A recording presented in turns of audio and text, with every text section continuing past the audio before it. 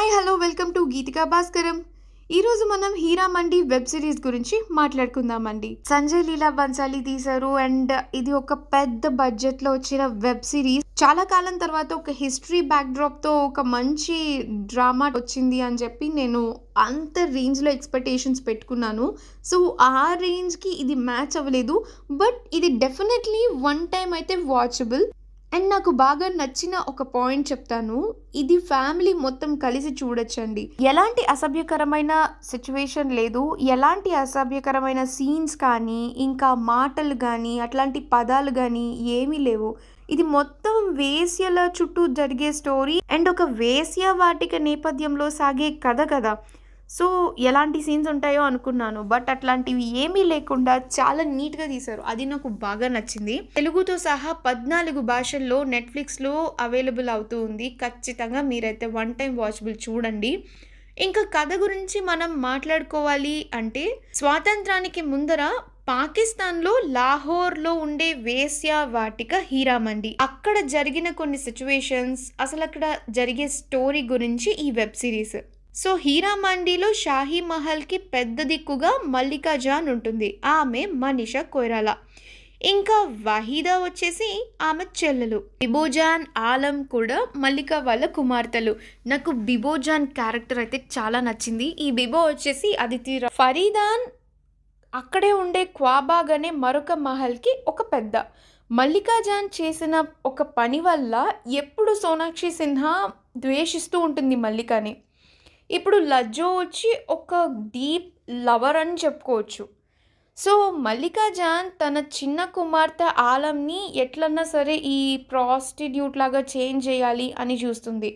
And on the top of everything వీళ్ళందరూ చాలా మంచి డాన్సర్స్ అండ్ సింగర్స్ కూడా. అయితే ఈ ఆలం మల్లిక చెప్పినట్టు ప్రాస్టిట్యూట్లా మారకుండా తనకంటూ ఒక లైఫ్ కావాలి, నేను ప్రాస్టిట్యూట్ అవ్వను అనుకుని ఒక స్వేచ్ఛ కోసం చూస్తూ ఉంటుంది. తను అలాగే ఒక పెద్ద నవాబ్తో లవ్లో పడుతుంది. ఆ నవాబ్ వచ్చి తాజ్దార్. అయితే వీళ్ళ ప్రేమ వ్యవహారం ఇటు మల్లికా జాన్కి అటు తాజ్దార్ వాళ్ళ నాన్నకి ఇద్దరికి నచ్చదు. ఒక దశలో మల్లికా జాన్ కన్విన్స్ అయినా కూడా ఆ తాజ్దార్ వాళ్ళ నాన్న అయితే అస్సలు ఒప్పుకోడు. అంటే అంత పెద్ద నవాబు కొడుకు వేశ్యని పెళ్లి చేసుకోవాలి, వేశ్యన్ వాళ్ళ అంటే అస్సలు ఒప్పుకోడు అనమాట. దానికోసం ఆయన చాలా ఎక్స్టెన్స్కే వెళ్తాడు. అండ్ ఇందులో ఆలం ఇంకా తాజ్దార్ లవ్ స్టోరీ చాలా బాగుంటుందండి. ఈ స్టోరీ మధ్యలో ఒక రివెంజ్ నడుస్తూ ఉంటుంది. ఫరీదాన్ ఇంకా వహీదా వీళ్ళిద్దరూ కూడా మల్లిక మీద ఎప్పుడు రివెంజ్ తీసుకోవడానికి ఒక్క చిన్న అవకాశం కోసం చూస్తూ ఉంటారు. ఫరీదాన్ కక్ష ఏ రేంజ్ లో ఉంటుంది అంటే, మల్లికని ఓడించడానికి లాస్ట్ కి ఒక బ్రిటిషర్ తో చేతులు కలిపే స్టేజ్ కి వెళ్తుంది. అండ్ వాళ్ళలో వాళ్ళు ఎంతైనా సరే కొట్టుకుంటారు. బట్ మూడో వాడొచ్చి అవమానించడం, డిస్టర్బ్ చేయడం చేస్తే హీరా మండి కోసం ఆడవాళ్ళందరూ మళ్ళీ ఏకమవుతారు అన్న పాయింట్ చాలా బాగా చూపించారు. మధ్యలో అదితిరావు చేసిన బిబోజాన్ క్యారెక్టర్ అయితే చాలా బాగా నచ్చింది. ఆమె స్వాతంత్ర సమరం చేస్తూ ఉంటుంది, స్వాతంత్రం చేసే వాళ్ళకి చాలా హెల్ప్ చేస్తుంది, ఒక గూఢాచారిగా వర్క్ చేస్తుంది.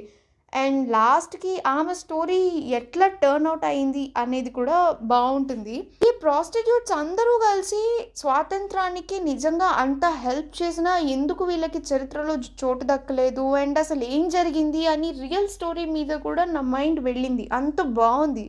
డెఫినెట్లీ ఈ సిరీస్ అయితే మస్ట్ వాచ్. ఎందుకంటే ఇంతకు ముందు నేను ఎప్పుడు హీరా మండి గురించి నిజంగా నేనైతే వినలేదు. ఇంకా కొన్ని మెయిన్ పాయింట్స్ మాట్లాడాలి అనుకుంటే, బ్రిటిష్ పాలనకి వ్యతిరేకంగా చాలా ఉద్యమాలు జరుగుతూనే ఉంటాయి, జరిగాయి ఆ టైంలో.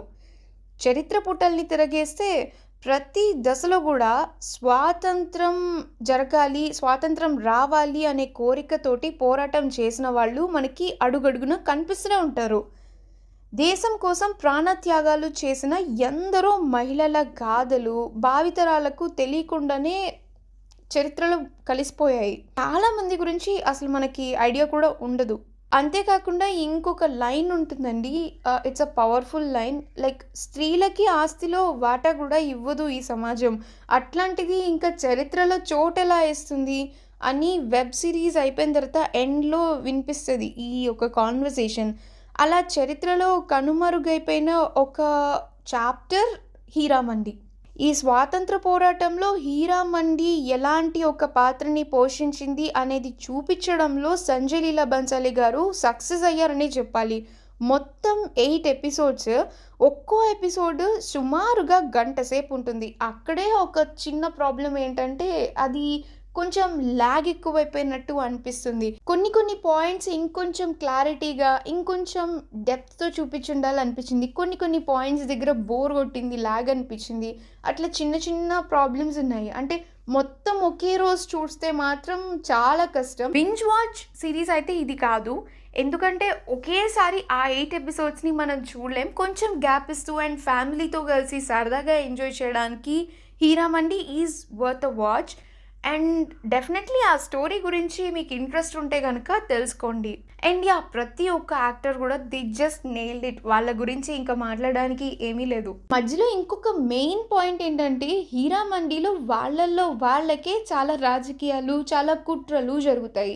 సో దానివల్ల వాళ్ళు థర్డ్ పర్సన్కి ఛాన్స్ ఇచ్చారు కూడా. ఒకళ్ళపైన ఒకళ్ళు రివెంజ్ తీర్చుకోవడానికి ఎంత దూరమైనా వెళ్ళారు.